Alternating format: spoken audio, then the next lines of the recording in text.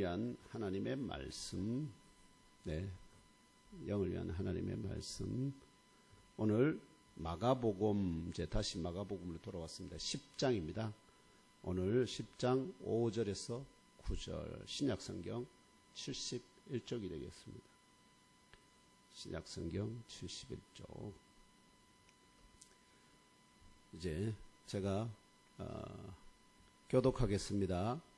예수께서 그들에게 이르시되 너희 마음이 완악함으로 말미암아 이 명령을 기록하였거니와 이러므로 사람이 그 부모를 떠나서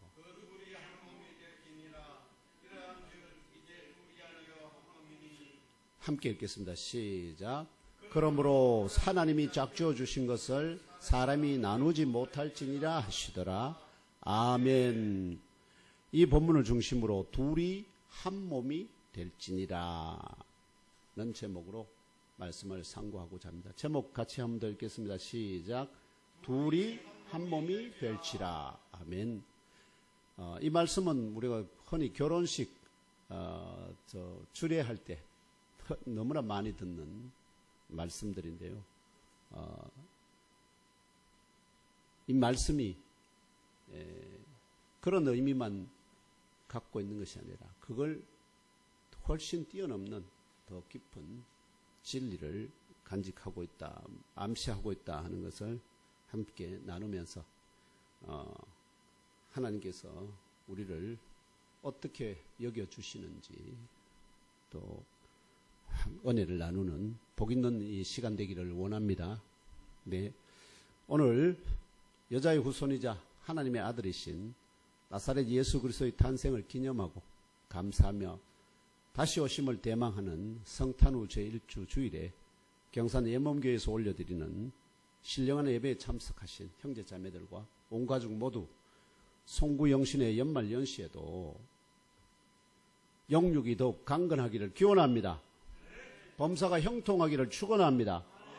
마음의 근심이 떠나고 염려가 없기를 소망합니다. 주 하나님의 명령에 무조건 예수로 응답하시는 아브라함 같은 믿음의 여인들이 되시기를 축복합니다. 마가복음 1장부터 9장까지 하나님의 말씀을 통하여 나사렛 예수께서 갈릴리 북쪽에 가장 하나님께서 허락하신 땅의 가장 북쪽이 지금 이제 이스라엘과 시리아 사이에 지금 문제가 되고 있는 헐몬산이죠. 헐몬산 바로 아래 첫 동네가 가이사랴 빌립보입니다. 거기까지 하나님께서 뭘 주셨다고요? 땅을 주셨어요. 거기까지 땅을 주셨어. 그래서 이 가이사랴 빌립보에서부터 이제 어디로 출발하느냐면 가장 남쪽에 있는 예루살렘으로 향해서 마지막 길을 걸어가기 시작합니다.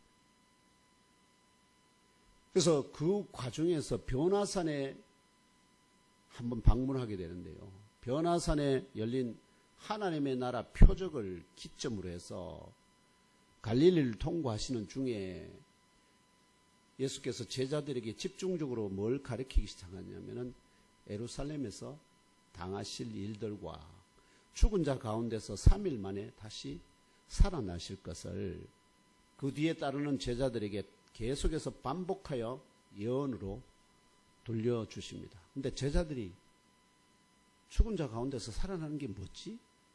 한 번도 그런 것을 경험한 적이 없기 때문에 무슨 말인지 못 알아듣기 때문에 계속해서 예수는 어떻게 해요? 반복해서 그 말씀을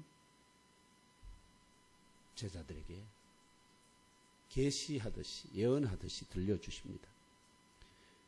그런 이후에 오늘 주신 말씀의 바로 앞 1절에서 마침내 예수께서 어디로 가느냐?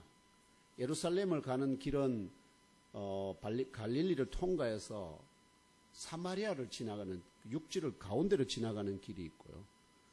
그 다음에 밑에 그 요단강가를 따라서 갈릴리 그 사마리아를 지나지 않고 가는 길이 있는데 예수께서는 어디로 가느냐 하면은 여리고성 맞은편이 거기가 과거에 모압 평지거든. 그 모압 평지 요단강 동쪽으로 자리를 잡습니다. 거기에 여리고 예수께서 갈릴리를 지나서 사마리아를 통과하지 않고 요단강 동쪽 과거의 모압 평지 거기로 나아가니까 제자들도 따르고 수많은 무리가 다시 예수 앞에 모입니다.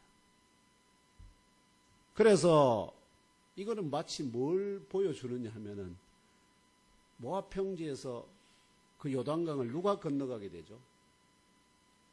여호수아가 출애굽한 이스라엘 2세대, 1세대는 다 죽었고 2세대를 끌고 요단강을 건너서 갈 때 뭘 명령하느냐 하면은 마치 여호수아가 여리고성을 시작으로 약속을 땅에 정벌하기 전에 요단강 동편의 모압 평지에서 출애굽한 이스라엘 2세대를 향해서 뭐라고 명령을 하느냐 하면은 보라 온 땅의 주의 언약궤가 너희 앞에서 요단을 건너가나니 이제 이스라엘 지파 중에서 각 지파에 한 사람씩 12명을 택하라.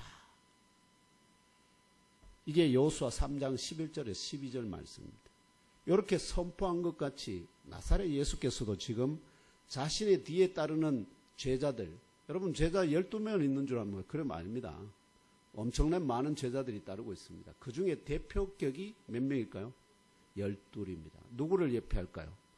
바로 여호수아가 지금 택하란 12 지도자들을 가리킵니다. 그 모습, 그걸 하는 것은 뭐냐니까 여리고성 여호수아와 같은 일을 하러 들어간다는 뜻입니다.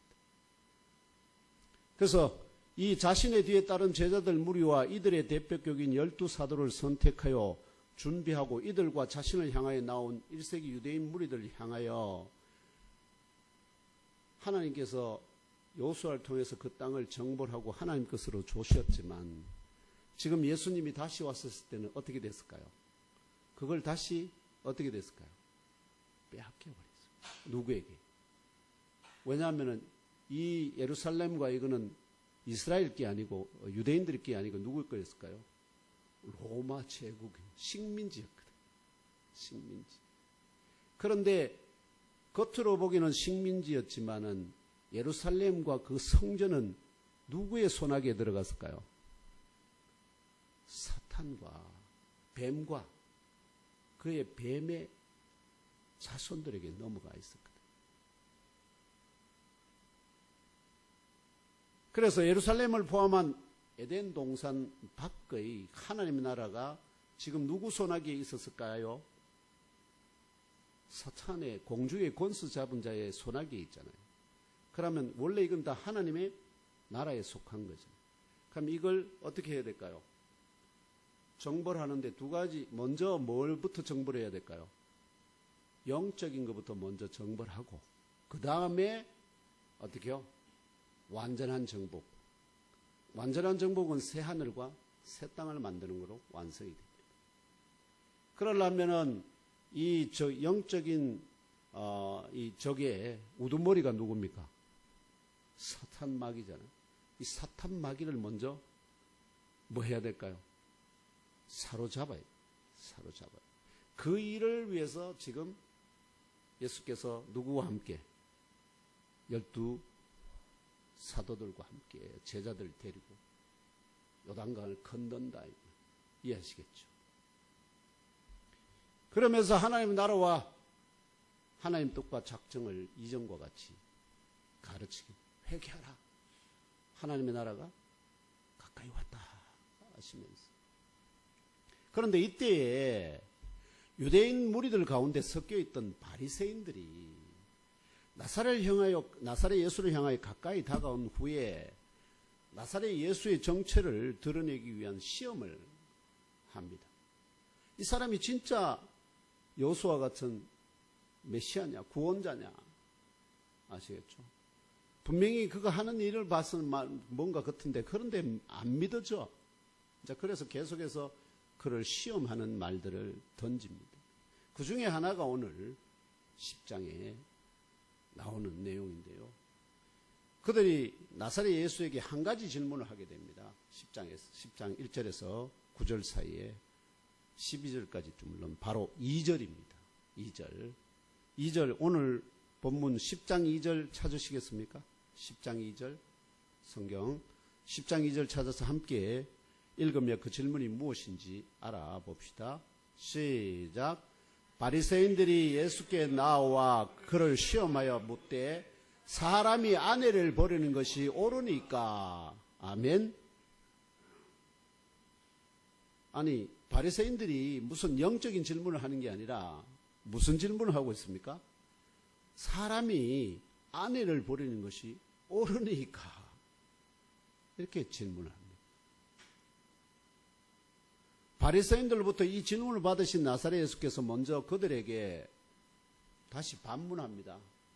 모세가 너희들에게 무엇을 명령하였느냐? 이렇게 질문하니까 이에 바리새인들이 대답합니다.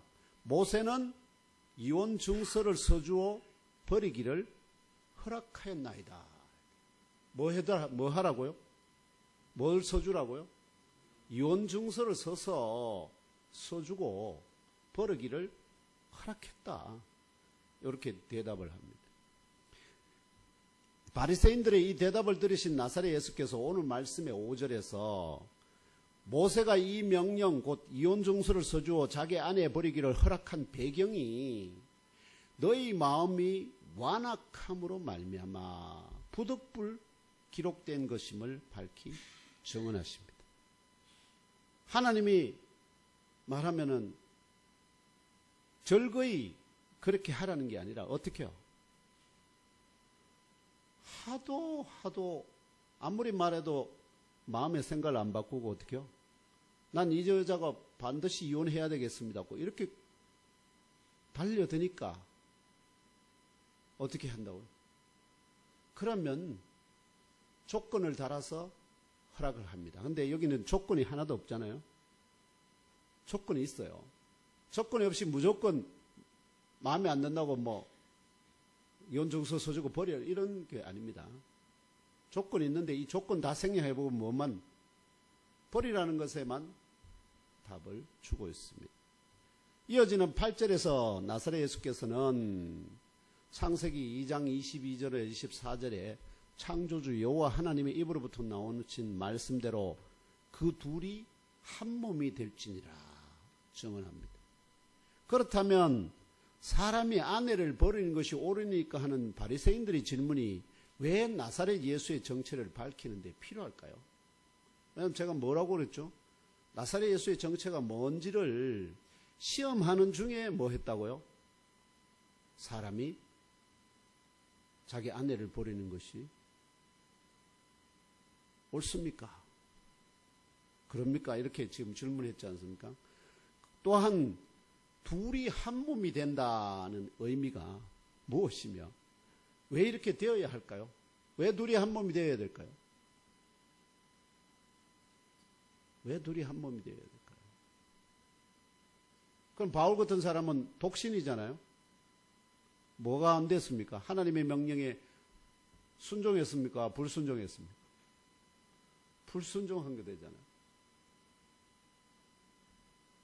그럼 도대체 이게 뭘 가리키는 말이냐? 이런 명제를 상고하는 가운데 오늘 예mon교회 주일 예배 참석하신 형제 자매 여러분 모두 인생길에서 만나는 문제들 많았죠.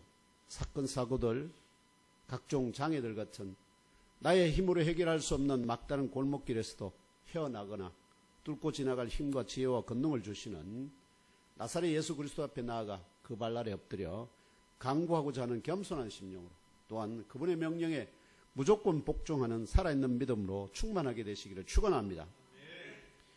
이제부터 사람이 아내를 버리는 것이 옳으니까 하는 바리새인들의 질문이 왜 나사렛 예수의 정체를 밝히는데 필요한지 알아보겠습니다. 출애굽 당시에 모압 평지에서 요단강 동편으로 나아가신 나사렛 예수의 뒤에 따르던 제자들과 무리 가운데 섞여있던 바리새인들이 던진 사람이 아내를 버리는 것이 옳으니까 하는 이 질문에 이 사람은 그냥 사람이라는 것은 이제 두 가지 말이에요. 중성적인 단어가 있고요. 남녀를 모두 가리키는 단어가 있고 사람이란 아담이라고 부를 때는 이 아담은 사람이면서 동시에 누구를 가리킬까요?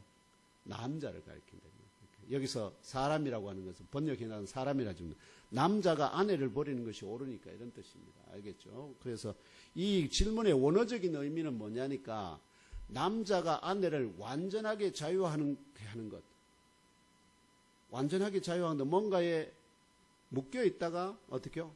완전히 그걸 풀어내고 자유하게 만든다는 뜻입니다. 그래서 남자가 아내를 완전하게 자유하는 것, 곧 버리는 것이 합법적인지 아닌지를 신문하듯이 물었다는 뜻입니다. 합법적이냐 아니냐. 남편이 아내를 버리는 것이 합법적이냐 아니냐. 그 말은 율법이 명령하는 것에 그대로 맞느냐 안 맞느냐. 요걸 이제 예수께 질문한 것입니다. 이스라엘 역사에서요. 남자가 아내를 완전하게 자유하는 것과 버리는 것이 합법적인지 아닌지 이혼이 큰 사회적 문제가 되었던 적이 2번 정도 있었습니다. 한두 사람이 아니고 집단으로 이혼하는 일들이 벌어졌어요. 언제 그렇게 됐을까요? 첫 번째 이걸 이혼 파동이라 할 수 있습니다. 이스라엘 역사에 우리나라 역사에는 이혼 파동은 없지만 이스라엘 역사에는 이혼 파동이 2번이나 있었습니다. 첫 번째 이혼 파동이 언제냐? 출애굽 후 시내산 아래에 머물며 모세가 율법의 말씀인 모세오경을 기록하고 율법 언약을 맺은 이후였습니다. 모세오경 가운데 신명기 7장 3절에서 4절에 이방인과의 혼인을 금기시하고 특히 가나안 족속들과의 통혼을 금지하는 율법들이 등장합니다. 함께 읽으며 그 의미를 상고해 보겠습니다. 신명기 7장 3절에서 4절입니다. 함께 읽겠습니다. 시작. 또 그들과 혼인하지도 말지니 내 딸을 그들의 아들에게 주지 말 것이요 그들의 딸도 내 며느리로 삼지 말 것은 그가 내 아들을 유혹하여 그가 여호와를 떠나고 다른 신들을 섬기게 하므로 여호와께서 너희에게 진노하사 갑자기 너희를 멸하실 것임이니라. 아멘.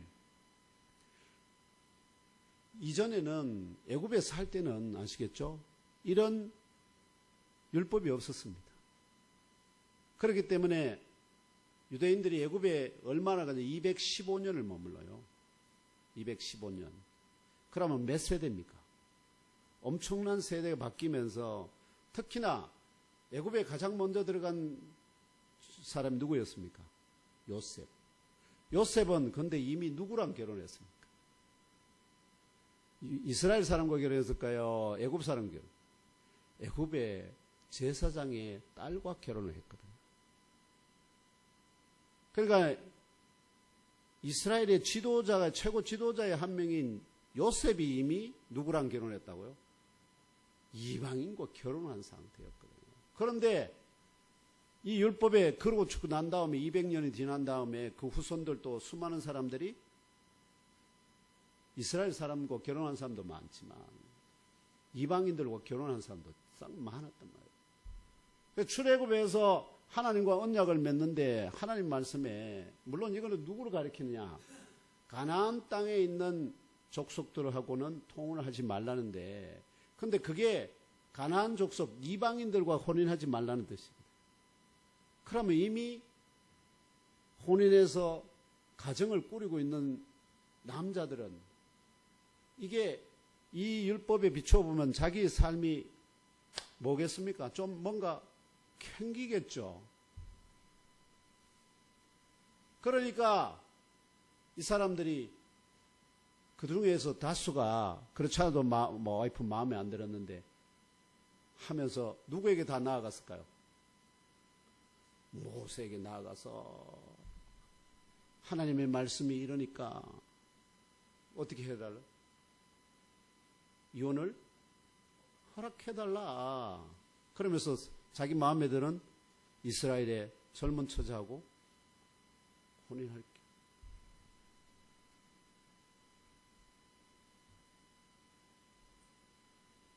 그래서 그거는 뭐겠습니까? 이들이 내놓은 명분은 하나님의 율법에 합당하게 살기를 원한다면서 현재의 이방인 아내를 버리고 젊은 이스라엘 처녀를 새 아내로 맞이하고자 하여 모세의 판단을 구하는 사례가 많았던, 이해되시죠? 뭐 때문인지. 이들의 이 이혼 심판에 대하여 모세가 여호와 하나님의 뜻을 살펴 기록한 명령이 바로 신명기 24장 1절로 4절입니다. 함께 읽으며 알아보겠습니다. 신명기 24장 1절에서 4절입니다. 시작.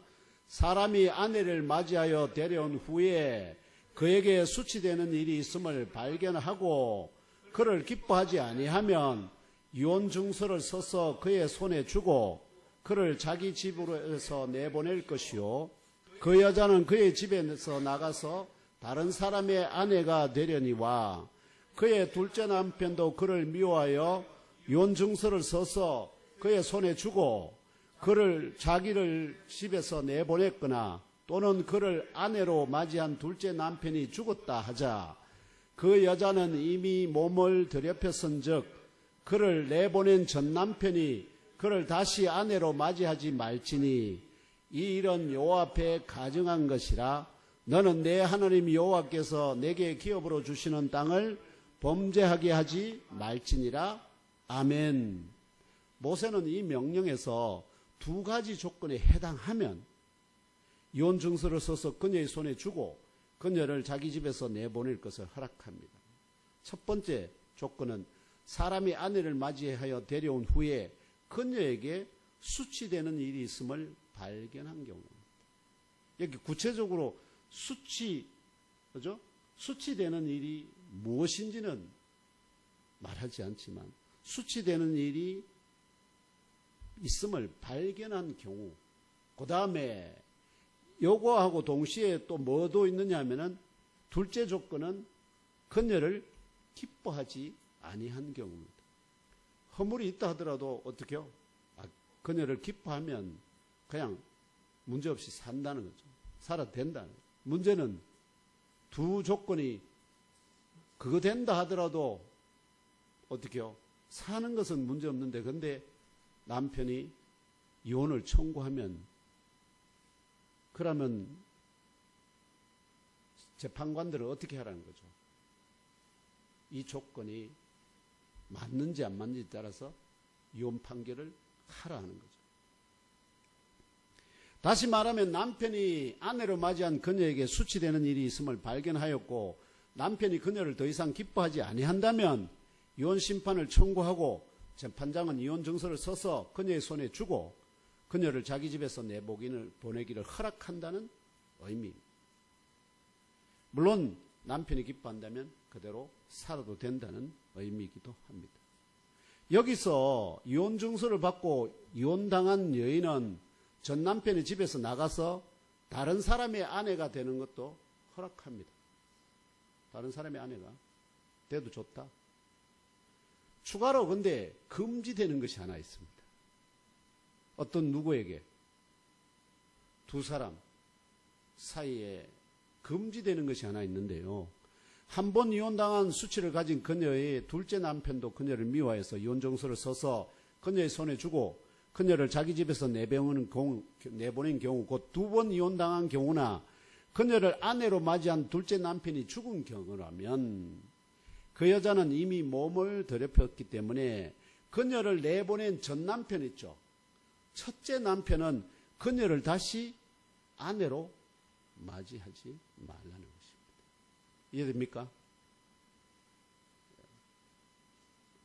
왜냐하면 그 이유를 뭐라고 달고 있느냐면 이러한 일은 여호와 앞에 가증한 것이고 또한 하나님 여호와께서 이스라엘에게 기업으로 주시는 땅을 범죄하게 하는 것이기 때문이라고 그 이유를 제시합니다. 이걸 하나님이 한번 결혼했다가 이혼한 다음에 그 다음에 이 여인이 다른 남자랑 결혼하고 남편도 다른 여자랑 결혼했는데 나중에 이들이 다시 재결하는 것은 뭐지 알고죠? 그거는 짐승들이나 하는 짓이다. 그러면 안 된다 이런 뜻입니다. 그렇게는 하지 말아요. 서로 결혼 안 하고 있다가 아무랑 그것도 안 하다가 다시 재결합하는 것은 문제가 없지만 이렇게 두 사람이 그하고 누구라도 한 사람이 다른 사람이랑 거기에서 산 다음에 다시 재결합하는 것은 안 된다. 요게 모세의 율법 신명기 24장 1절에서 4절이 요구하는 바입니다. 그래서 여러 번 이혼한 여인이라 하더라도 전혀 다른 남자의 아내가 되는 것은 문제가 없다. 오늘 말씀 앞에 3절에서 나사렛 예수께서 먼저 그들에게 모세가 너에게 무엇을 명령하여 너 질문하였을 때 바리새인들이 모세는 이혼 증서를 써주어 버리기를 허락하였느니라 라는 대답의 출처가 바로 신명기 24장 1절 이혼 증서를 써서 그의 손에 주고 그를 자기 집에서 내보낼 것이요. 뭐는 생략해 버렸습니까? 두 가지 조건은 생략해 버리고 뭐만? 결론만 지금 제시하고 있는 것을 발견할 수 있습니다. 두 번째 이혼 파동은 언제 일어났겠습니까?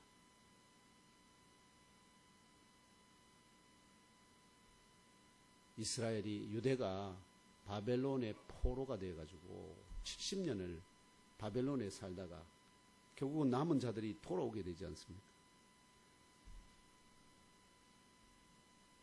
살아남은 유대인 자손들이 본토로 되돌아온 이후에 일어났습니다.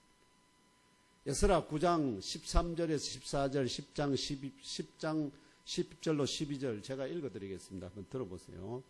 우리의 악한 행실과 큰 죄로 말미암아 이 모든 일을 당하였사오나 우리 하나님이 우리 죄악보다 형벌을 가볍게 하시고 요만큼 백성을 남겨주셨사오니 우리가 어찌 다시 주의 계명을 거역하고 이 가증한 백성들과 통혼하오리까? 그리하면 주께서 어찌 우리를 멸하시고 남아 피할 자가 없도록 진노하시지 아니하시리까? 하나님 앞에 기도로 하나님의 교통한 다음에 제사장 에스라가 일어나 그들에게 이르되 너희가 범죄하여 이방 여자를 아내로 삼아 이스라엘의 죄를 더하게 하였으니 이제 너희 조상들의 하나님 여호와 앞에 하나님 앞에서 죄를 자복하고 그의 뜻대로 행하여 그 지방 사람들과 이방 여인을 끊어버리라. 그러니까 모든 회중이 큰 소리로 대답하여 이르되 당신의 말씀대로 우리가 마땅히 행할 것이니이다. 뭔 일이 일어났겠습니까? 수많은 가정이 해체되는 이혼 대파동이 일어났다. 이 사람이 누구냐? 제사장이자 학사입니다. 이 에스라가 모세를 통하여 주신 하나님의 율법과 계명을 어기고 가나안 땅의 가증한 백성들과 통혼하여 심판받고 포로로 사로잡혔다는 진리를 주 하나님 앞에 토로해낸 후에 포로 생활에서 귀환한 남은 유대인들을 향하여 너희가 범죄하여 이방 여자를 아내로 삼아 이스라엘을 죄를 더하게 하였다고 설교합니다. 저처럼 여기서 백성들은 설교를 듣고 있어요. 이제 너희 조상들의 하나님 앞에서 죄를 자복하고 그의 뜻대로 행하여 그 지방 사람들과 이방 여인을 끊어버리라. 명령할 때에 모든 회중이 큰 소리로 대답하여 외칩니다. 당신의 말씀대로 우리가 마땅히 행할 것입니다. 이러한 역사적 이혼 파동들의 바탕에는 여러분 뭐가 있는지 아십니까? 아담과 하와의 선악과 범죄 이후에 사형수된 모든 사람 위에 왕노릇하는 것이 뭘까요? 사망입니다. 이 사망이 노아 대홍수 심판 전에 하나님의 아들들 곧 대천사들마저 사람의 딸들의 아름다움에 빠지고요. 자기들이 더 좋아하는 모든 여자를 아내로 삼는 악이 넘치고 영적인 존재들마다 마저 동물과 같은 본능을 따라 사는 육체가 되도록 그래서 창조주 여호와 하나님이 온 세상을 대홍수로 심판하여 모두가 죽고 유일한 의인으로 인정된 노아와 그 가족만 오직 구원받도록 사람의 마음에 완악함을 심고 악과 죄의 열매를 거두게 하는 공중의 권세 잡은 사탄 마귀와 귀신들의 영적인 역사가 이 베어탕에 있기 때문에.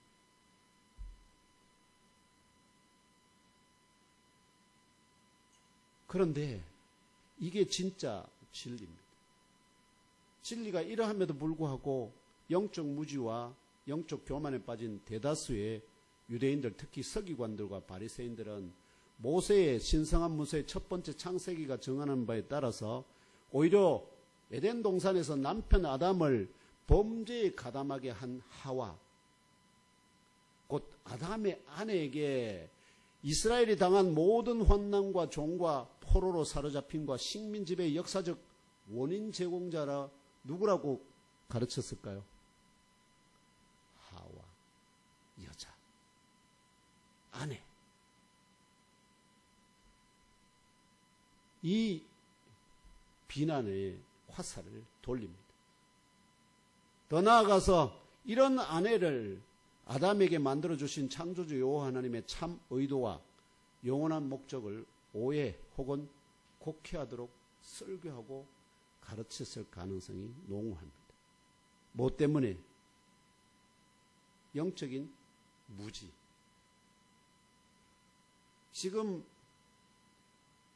이런 이혼을 요구하는 그 배경에 우리 안에 있는 완악함이 전부 다 누구로부터 온다고요?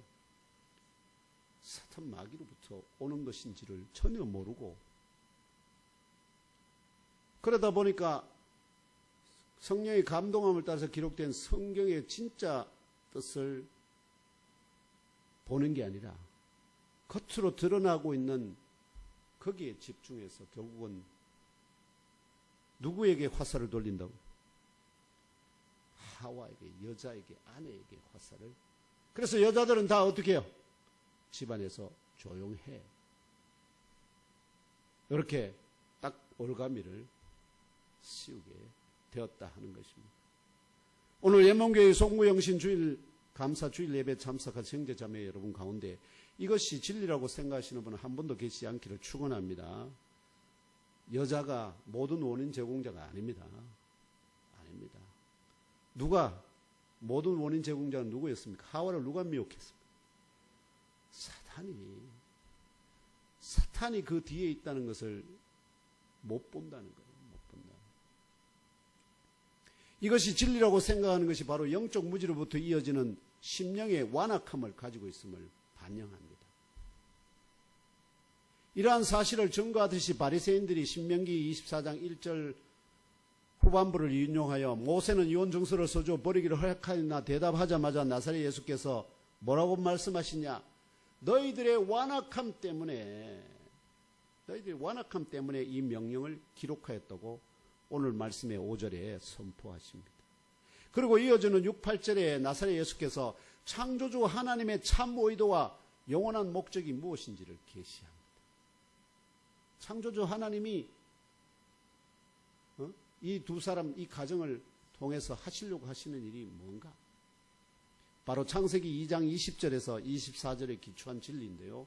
함께 읽으면 알아봅시다. 시작. 아담이 모든 가축과 공중의 새와 들의 모든 짐승에게 이름을 주니라. 아담이 돕는 배필이 없으므로 여호와 하나님이 아담을 깊이 잠들게 하시니 잠들매 그가 그 갈빗대 하나를 취하고 살로 대신 채우시고 여호와 하나님이 아담에게서 취하신 그 갈빗대로 여자를 만드시고 그를 아담에게로 이끌어 오시니 아담이 이르되 이는 내 뼈 중에 뼈요 살 중에 살이라. 이것을 남자에게서 취하였은즉 여자라 부르리라 하니라. 이러므로 남자가 그 부모를 떠나 그의 아내와 합하여 둘이 한 몸을 이룰지니로다. 아멘. 이 진리에 기초해서 나사렛 예수께서 3단 논법으로 하시죠. A는 B다, B는 C다, A는 그로, A는 C다. 이런 3단 논법으로 두 가지 진리를 따라 영적이고 영원한 진리를 선포하십니다. 첫째 진리는 창조 때로부터 사람을 남자와 여자, 그리고 그 여자는 남자의 갈비뼈 하나를 취하여 돕는 배필로 여자를 지었었습니다. 이렇게 딱 그거 한 다음에 이것이 갖는 의미가 무엇인지를 뭐라고 썼냐. 이것 때문에 아시죠? 하나님이 이렇게 앞에 창조하신 여자를 남자의 갈비뼈로 창조하신 그것 때문에 남자가 그 자신의 부모를 떠나서 그 자신의 여자, 곧 아내를 향하여 필연적으로 뭐 하게 된다고요? 아담처럼 둘이 둘러붙게 됩니다. 뭐 때문에? 아담의 갈비뼈에서 나왔기 때문에. 아담이 내 뼈 중에 뼈, 내 살 중에 살이라 하면서 자기 뼈를 발견하고는 자기 거잖아요. 한 육체가. 요 때문에 뭐 한다고요? 자기 아내 될 사람을 만나게 되면 미친 듯이 달라붙게 된다. 요게 첫 번째 진리입니다. 둘째 진리는 그들이 한 사륵스 이렇게 되어 있는데 곧 한 육체, 한 몸이나 되어 있잖아요. 한 몸이 아닙니다. 한 육체입니다. 한 육체. 좀 다릅니다. 의미가. 한 육체가 되어질 것이다. 이렇게 한 육체가 되어. 그리고는 콜론 다음에 그것이 한 육체가 된다는 의미가 뭐냐? 이것 때문에 그들은 더 이상 둘이 아니다. 오히려 한 육체입니다. 이렇게. 바로 여자의 육체의 기원이 바로 남자의 갈비뼈였기 때문입니다. 이 두 가지 진리를 따라 선포되는 영적이고 영원한 선포가 바로 예수께서 마치 하나님처럼 하나님이 다 말씀하지 않은 것을 결론적으로 하시는 말씀이 바로 오늘 8절 말씀입니다. 9절 말씀입니다. 이 두 가지 진리를 따라 선포되는 영적이고 영원한 선포가 바로 오늘 말씀의 9절입니다. 9절 다시 한번 찾아 읽으며 알아봅시다. 9절입니다. 여러분 9절 시작. 그러므로 하나님이 짝지어 주신 것을 사람이 나누지 못할지니라 하시더라. 아멘. 여기 하나님이 짝지어 주신 것을 사람이 나누지 못할지니 이 말씀은 하나님이 창세기 2장에는 없습니다. 없습니다. 아시겠죠? 그러면 예수께서는 하나님이 하시지 않는 말씀을 뭐 한다는 거죠, 지금? 그 결론을 신이 하나님을 대신해서 내고 있는 거예요. 여기서 하나님이 짝지어 주신 것을 사람이 나누지 못할지냐 이 말씀의 원어의 의미는 이렇게 짝지어 준다 이런 뜻이라기보다는 이런 뜻입니다. 그러므로 하나님이 함께 멍에를 지게 하셨던 그것을 함께 멍에를 지게 했다. 소 두 마리 아시죠? 두 마리나 여러 마리 멍에 갖고 묶잖아요. 그럼 혼자서 할 수 없는 것을 여럿이 하면은 큰 일을 감당할 수 있죠. 그것을 말합니다. 하나님이 짝지어 주신 것이 아니라 하나님이 함께 멍에에 지게 하셨던 그것을 사람이 뭐 하지 말라? 나누지 말라. 그러니까 두 마리 소를 하나로 멍에를 매든지 그러면 사람이 나누지 말라. 하나님이 또는 여러 네 마리 같은 거 달지 않습니까? 말 같은 거 달아서 엄청난 빠른 속도로 달리도록 하기 위해서 그렇게 했던 걸 하나님이 그렇게 했다면 사람이 뭐 하지 말라? 나누지 말라 하는 그런 의미입니다. 그래서 멍에는 서로 다른 두 마리 혹은 다수의 짐승을 하나같이 결합하여 혼자서는 감당하기 힘드니라 속도로 함께 합력하여 감당할 수 있도록 묶어주는 유용한 도구입니다. 바로 예수께서 하시는 말씀은 물리적인 도구로서의 눈에 보이는 멍에가 아닙니다. 영적인 멍에로 묶여져 한 육체가 되는 것이 창조주 여호와 하나님의 참 의도와 영원한 목적입니다. 다시 말씀드립니다. 사람들은 농사를 위해서 소를 두 마리, 네 마리 이렇게 한 겨리로 묶잖아요. 그건 사람들이 그렇게 하듯이 하나님도 어떻게 하신다고요?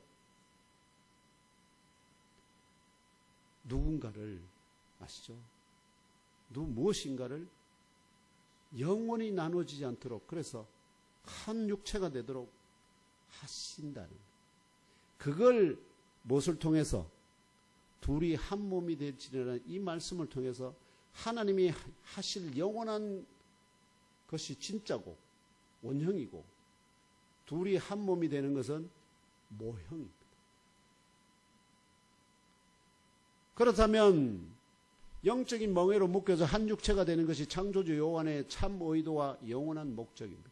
그것이 어떻게 무엇으로 성취될까요? 이러한 창조의 참 진리와 하나님의 영원한 목적을 암시하는 나사렛 예수의 3단 논법의 질서정연한 대답과 선포를 들은 바리새인들은 나사렛 예수의 정체를 그리스도로 하나님의 아들로 깨달아 알고 믿었을까요? 바리새인들이 나사렛 예수의 정체를 제대로 깨달아 알고 믿었는지 그렇지 못하였는지 성경은 물론 침묵합니다. 다만 오늘 말씀에 이어지는 10절로 12절에 제자들이 온전히 깨닫지 못한 바리새인들을 대신하듯이 집에서 다시 신문하듯이 나사렛 예수께 질문을 던집니다. 바로 10절, 12절 오늘 읽지 않았는데 찾아서 함께 읽으면 알아봅시다. 10절에서 12절입니다. 시작. 집에서 제자들이 다시 이 일을 물으니 이르시되 누구든지 그 아내를 버리고 다른 데에 장가드는 자는 본처에게 간음을 행하며 또 아내가 남편을 버리고 다른 데로 시집가면 간음을 행함이니라. 아멘. 이후에 제자들이 이혼 문제에 대한 질문을 다시 합니다. 예수께. 나사렛 예수의 이 대답을 실족에 대한 위험성을 경고한 9장의 말씀에 비추어 보면은 어떤 의미가 되느냐면은 비록 이혼 증서를 써주어 합법적으로 이혼한 후에 다른 여자를 아내로 맞아 장가를 간다면 그는 이혼한 아내에 대하여 간음을 행하게 되는 것이기 때문에. 이해됩니까? 그들은 율법에 뭐라 해놨습니까? 조건이 되거든 뭐 해라.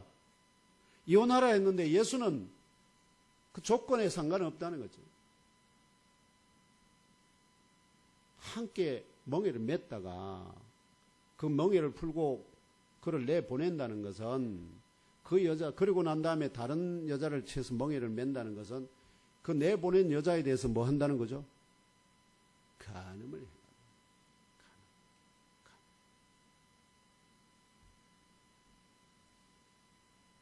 그러면 그녀를 어떻게 만드는 걸까요? 실족하게 만드는 거예요. 실족하게. 그런 자가 갈 곳이 어디라? 지옥이죠. 또한 이혼당한 그녀 자신도 다른 남자를 남편으로 삼는다면 그 이혼한 남편에 대하여 간음을 행하게 된다는 진짜 윤리도덕의 기준을 제시한 것입니다. 이혼을 결코 하나님이 어떻게요? 허락하지 않는다는 말입니다.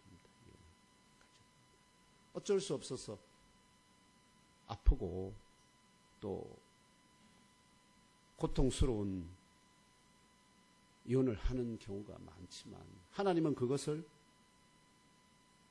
간음으로 다 본다는 거죠. 간음으로.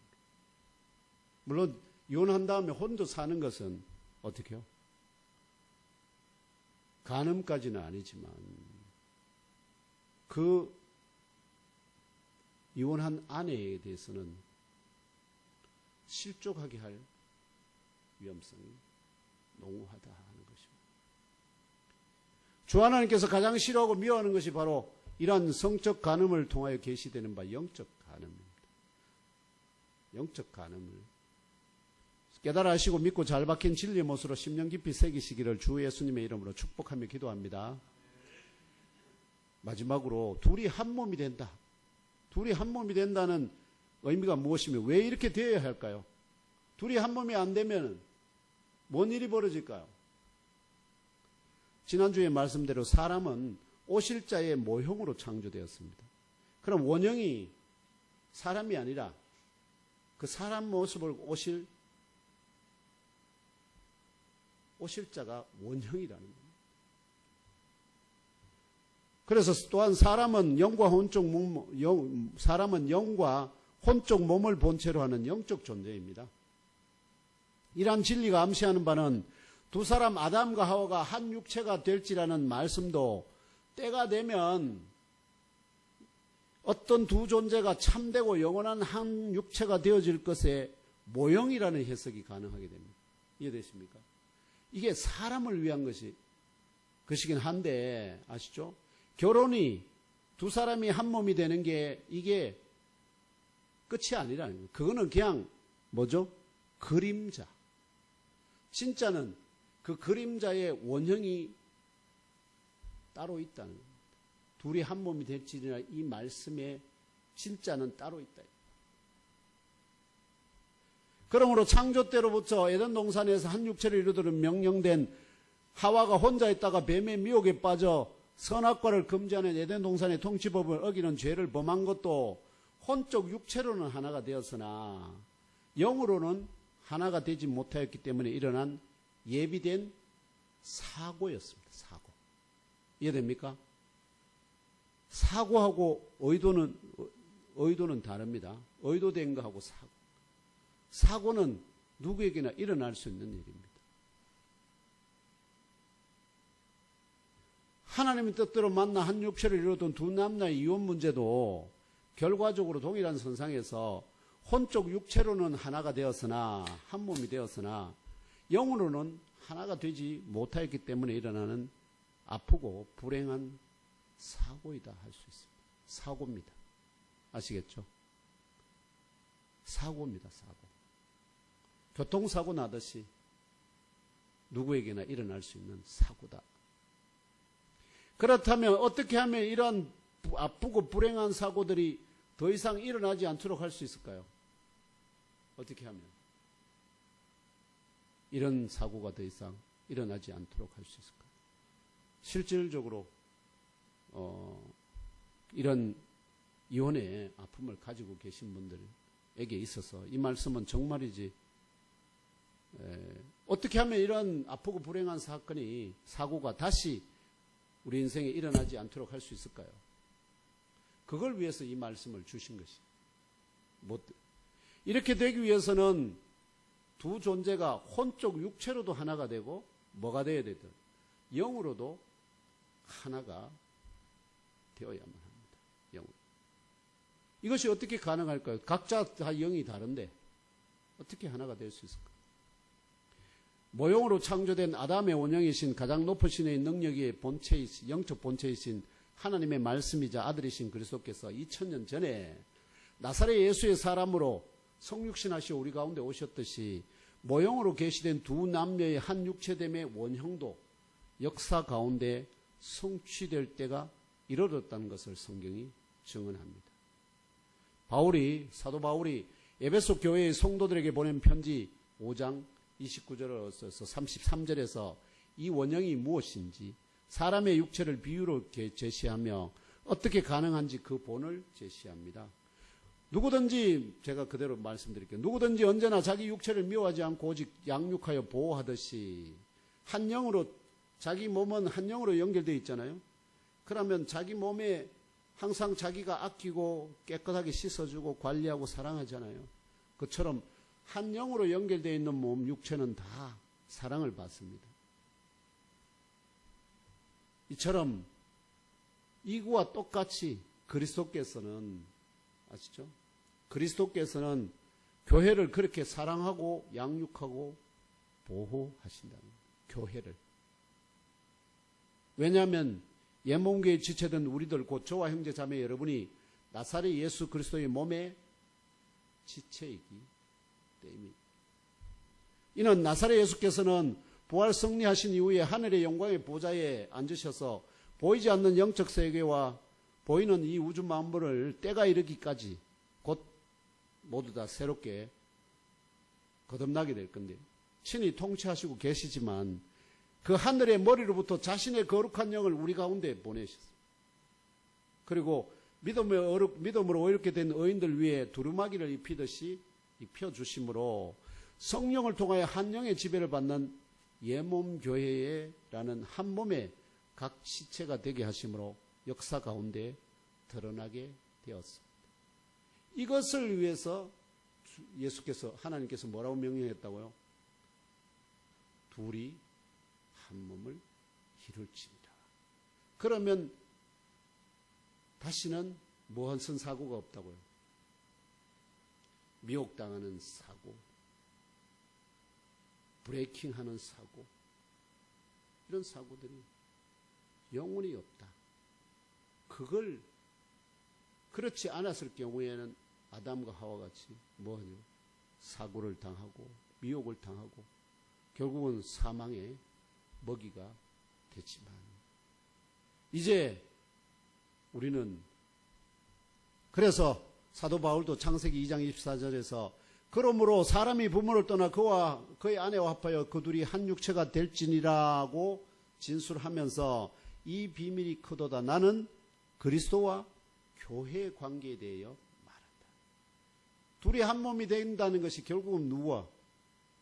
그리스도와 교회에 관한 비밀이었다. 이걸 말씀하고 계십니다. 다시 말하면 지금까지 유대인들은 창세기 2장 24절에 정언한 바 사람이 부모를 떠나 그의 아내와 합하여 그들이 한 육체가 될지니라는 명령이 사람을 위한, 사람의 가정을 세우기 위한 것으로만 알았는데 그렇게만 알았다는 거죠. 그런데 이것은 모형이고 그림자고 그 원형이 바로 남편 된 그리스도와 아내 된 예몸교회 사이에 참되고 영원한 한 육체를 이루게 하실 하나님의 경륜과 비밀이었다는 것입니다. 이것이 바로 둘이 한 몸이 된다는 말씀의 참된 의미이며 그렇게 되어야만 다시금 아프고 불행한 사고를 당하지 않도록 세우고자 하시는 하나님의 뜻이 성취되기 때문입니다. 그래서 반드시 둘이 뭐가 되어야 된다고요? 한 몸이 되어야 됩니다. 이제 둘이 한 몸이 된다는 말씀의 참된 의미를 깨달아 알고 믿고 그대로 성취하는 하나님의 새 명령이 계시됩니다. 이걸 그대로 유지해 나가는 에베소서 5장 33절에 뭐라고 말씀하냐? 그러나 너희도 각각 자기의 아내 사랑하기를 자신같이 하고 아내도 자기 남편을 존경하라. 명령합니다. 부족한 정도 이 시간 예몸교회를 통하여 나사렛 예수 그리스도와 한 몸 한 지체된 형제자매 여러분에게 권면합니다. 형제자매 여러분 자기의 아내 혹은 신랑 대신 그리스도 사랑하기를 자신같이 하십시오. 또한 아내 여러분, 남편 된 여러분 자신의 남편뿐만 아니라 만약에 이혼의 아픔을 겪고 있다면 여러분이 영원하고 참된 남편 되시는 그리스도를 존경하십시오. 이게 바울이 우리에게 주시는 다시는 이 아프고 불행한 사고를 당하지 않고 영원한 한 몸으로 하나님 앞에 서게 되는 그 일을 성취하도록 하나님께서 도와 주실 것을 믿습니다. 이 하나님의 명령을 그대로 온전히 믿고 순종하심으로 그리스도와 한 몸이 되시는 믿음의 의인들이 모두 되시기를 나사렛 예수 그리스도 이름으로 축복하며 기도합니다. 주께